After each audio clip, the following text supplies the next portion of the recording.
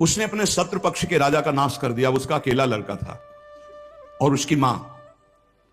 अब हर समय शत्रु पक्ष का राजा इस चाल में रहता था कि उस बालक को मार दें तो निष्कंटक अधिकार। और उसकी मां बड़ी भागवत थी, रात दिन भजन करती, भगवान से प्रार्थना करती कि भगवान मेरे बालक की रक्षा करना। और भगवान के जो सिद्ध संत होते हैं भगवत स्वरूप होते हैं।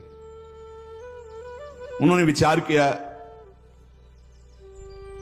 संत के हृदय में, एकदम भजन में बैठे थे उसी राज्य में, विचार एकदम आया कि अच्छा भगवान का आदेश है तो लीला करनी पड़ेगी। और लीला का उस समय इंतजार करने लगे। तो जो राजा बलवान था, जिसने शत्रु पक्ष के राजा को मारकर उसके लड़के को मारने को ठाना था, उसकी राजकुमारी थी, उसके स्वयंवर की रचना की जब बात आई, कमंडल उठाया, लंगोटी कस के बांधी कमर में, पहुंच गए दरबार में। और वो परिचित थे तपस्या और उनके भजन से। जे भी देखा तो साष्टांग दंडवत राजा हुए। देखो, बाहरी आचरण से कैसे भी नहीं जाना जा सकता महात्मा के स्वरूप को, उनकी लीला को। राजा को मालूम था कि ये बड़े प्रसिद्ध और तपस्वी महात्मा हैं। राजा ने तत्काल अपनी कन्या को बुलाया, प्रणाम करो, महाराज आए हैं। राजकन्या बुलाई गई, महात्मा के चरणों में प्रणाम हुआ। महात्मा ने ऐसे देखा नक्सिक तक और कहा, इस लड़की का तो विवाह हम करेंगे, किसी राजकुमार से न कर देना। राजा तो एकदम होश उड़ गए। पर बहुत वो प्रवीण भी थे, राजा बुद्धिमान थे। तो उनका, महाराज ब्याह तो आपसे ही कर देंगे, आप जैसा सुयोग्य वर कहां मिलेगा। 80 वर्ष की अवस्था, शरीर में झुर्रियां पड़ रही हैं, दूल्हा की पोशाक मात्र में लंगोटी, धन संपत्ति मात्र में लौकी का कमंडल, आप जैसा दूल्हा कहां मिलेगा। कुछ शर्त हैं, उनका आप पालन कर दो। गए, अपने तिजोरी से इतने बड़े बड़े मोती 2 लाए। बोले ये हमारे पूर्वजों के द्वारा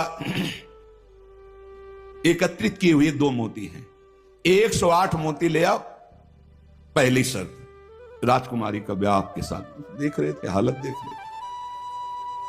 महात्मा ने कहा, हाँ हाँ 108 क्या होते, ले आएंगे। बोले मोती देख लो। बोले लाओ, जब साथ रहेंगे तो उसी नाप के ले आएंगे। राजा ने सोचा इनको, और बोले महाराज लगन के पहले, क्योंकि लगन निकल गई तो फिर बात कैसे बनेगी, तुम चिंता मत, तुम्हारे कुल की प्रथा पूरी करूंगा और कन्या से विवाह करूंगा। पर एक बात ध्यान रखना, अगर विलंब हो जाए तो किसी के साथ पाणिक ग्रहण नहीं कर देना, नहीं तो जो आ गया। दूसरे से ब्याह की सोचना भी मत। अब राजा ने कहा जैसी आ गया। उन्होंने सोचा महात्मा मोती लेके जाएंगे, 2-4-6 दिन घूमेंगे, निराश होकर वापस आ जाएंगे। उनको क्या पता था कि जो भगवान के दास होते बड़े जिद्दी स्वभाव के होते हैं। अब वो ऊंचे दर्जे के सिद्ध महात्मा हाथ में मोती लिए हुए पहुंचे। विचार किया कि यार मोती किससे मांगूं, किससे खोजूं, कहां जाऊं। तो उनका समुद्र को रत्न गर्भा कहा गया। समस्त रत्न है, रत्नाकर है, सब रत्न उसमें विराजमान। समुद्र से सीधे मांग लेते हैं चल के। गए, ध्यान आया कि 3 दिन तक भगवान राम जो है उपवास करके बैठे रहे, नहीं आया तो हम तो 30 दिन बैठे रहेंगे तो नहीं आएगा, क्या करें। तो लौकी का कमंडल था, कमंडल उठाया, उलीचने लगे। 1 दिन 2 दिन 3 दिन लगातार, और खूब नाम जप भगवान का। हर कमंडल में नाम जप करके, मंत्र जप करके जल उलीचने लगे। नाम का प्रभाव समुद्र के हृदय में जलन पैदा हो गई। समुद्र एक साधारण पुरुष के रूप में पीछे से आवाज की, बाबा ये क्या कर रहे हो। समुद्र को खाली कर रहे हैं, और क्या कर रहे हैं। बोले तुम्हारे लौकी के कमंडल से समुद्र खाली हो जाएगा। बोले मजाक करो मत करो, एक महात्मा ने चुल्लू में पी गए थे, अगस्त जी चुल्लू में पी गए थे, ज्यादा हमको चैलेंज मत करो। समुद्र डरा। बोले उलीच काहे के ले रहे हो, तुम हमें बता सकते हो। बोले सुना है रत्नाकर है, बड़े बड़े रत्न है समुद्र में, हमें 108 मोती चाहिए। बोले अगर मोती मिल जाए तो समुद्र उलीचना बंद करो, काहे को मेहनत करेंगे हम। बोले वो तो हम दे रहे हैं तुम्हें, दिखाओ मोती। मोती निकाले हुए से ढेर सारे मोती। एक लहर आई, नाप नाप के 110, क्योंकि 2 वो और 108 झोली में डाले। समुद्र ने कहा और भर लो। बोले मकिंचन महात्मा है, हमें नहीं चाहिए, ये दुल्हन लेने के लिए शर्त है, इसलिए हमने इनको लिया है और जा रहे हैं। महात्मा जी बड़े गर्व से गए, भगवान की जय जयकार की। राजा देखते ही समझ गया मोती मिल गए, क्योंकि बहुत मुस्कुराहट है। गणित लगाई, लड़की को कैसे बचाऊं। बोले हाँ महाराज। बोले ये ले 110, 2 तुम्हारा 108 है। बोले महाराज जी आपसे कहा था कि कुछ शर्तें हैं, एक तो पूरी हो गई, दूसरी एक कि हमारे शत्रु पक्ष के राजा का वध तो मैंने कर दिया, उसका एक लड़का है, उसकी खोपड़ी तुम हमें ले आओ। महात्मा जी ने विचार किया कि सारा खेल भगवान के इशारे से तो उसी की रक्षा के लिए हो रहा है। भगवान ज्ञान समुद्र है। बोले अवश्य उसकी खोपड़ी लाके देता हूं अभी। उसका जो कुमार है उसको हर समय मंदिर में बैठाल करके खूब कीर्तन भजन करवाती उसकी मां, क्योंकि उसको पता था भगवान ही समस्त मंगलों का विधान करने वाले हैं। अब महात्मा जी उसके राज्य में गए। जे ही राजमाता ने देखा दरबार में संत आए, प्रणाम किया, महल में ले गई, बढ़िया उनको भोग पवाया और कहा प्रभु आज्ञा कीजिए, कैसे आगमन हुआ, स्वाभाविक दर्शन या कोई आदेश पालन? आदेश पालन नहीं, तुम्हारे लड़के की खोपड़ी ले जानी, तुम्हारे जो दुश्मन राजा है उसने मंगाया है। सहम गई। तो उनका महाराज मैं तो मां हूं, मैं तो काट नहीं सकती, आप साधु हो, आप काट के ले जाओ, ये लड़का मैंने आपको दिया।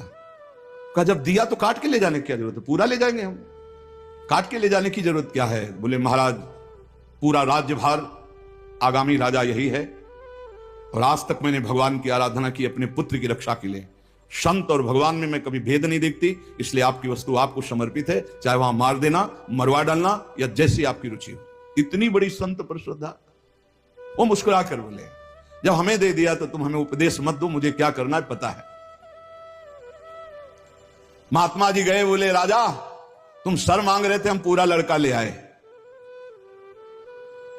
पर ध्यान रहे एक भी बाल बांका नहीं होगा, पहले भावरे फिरेंगी, इसके बाद तुम्हें जो मनावे सो कर देना। राजा ने बहुत खुश हुआ। बोले बंदी नहीं, बिल्कुल ऐसे ही राजकुमार की तरह बैठा लो, हमारा ब्याह हो जाएगा, हम दुल्हन लेके चले जाएंगे, फिर तुम्हारा जैसा मनावे वैसा करो। राजा राजी हो गया, सिंहासन पड़ा, राजकुमार की तरह बैठा, दुल्हन सजा, तो सब शर्त पूरी हो गई थी। वर पक्ष की जहां बैठक वहां बैठे महात्मा जी, वही जनाती वही बराती, उनके कौन कोई तो था ही नहीं। महात्मा जी विवाह मंडप के नीचे बैठे हैं, आचार्य आए, पूरा दूल्हा भेष सजाया गया महात्मा जी का, लंगोटी में, केवल लंगोटी कमंडल, संत की लीला। कन्या आई, महात्मा ने कहा रुको, एक बार देखा तुम्हारे योग्य नहीं हो, हे राजा ये तुम्हारी लड़की हमारे योग्य नहीं। तो महाराज आप ही बोले थे, अब मतलब आप बेइज्जती तो मत करो, बिल्कुल भावरे पड़ने वाली। लड़के की तरफ देखा, हे यहाँ खड़े हो बगल में, ये योग्य है तुम्हारी लड़की के, चुप, ब्याह कर इसके साथ। तुरंत अपने तपोबल से उस लड़के का ब्याह कराया। बोले सौभाग्य, जाओ। मां ने आराधना किस बात की थी कि दुश्मन राजा कहीं हमारे पुत्र को ना मार दे, और ये आदेश भगवान ने संत को दिया। तो इतनी बड़ी लीला संत ने रची, और उस राजा से कहा होश में तुम्हारी बेटी का सुहाग है, पूरी सुरक्षा उस राज्य की भी तुम्हें करनी, और अगर हमें सुनाई दिया किसी भी तरह का विरोध। महाराज कभी कभी भगवान की आज्ञा से संतजन कुछ ऐसी लीलाएं करते हैं जिन लीलाओं को बाहरी आचरणों से आप जान ही नहीं सकते कि मामला क्या है।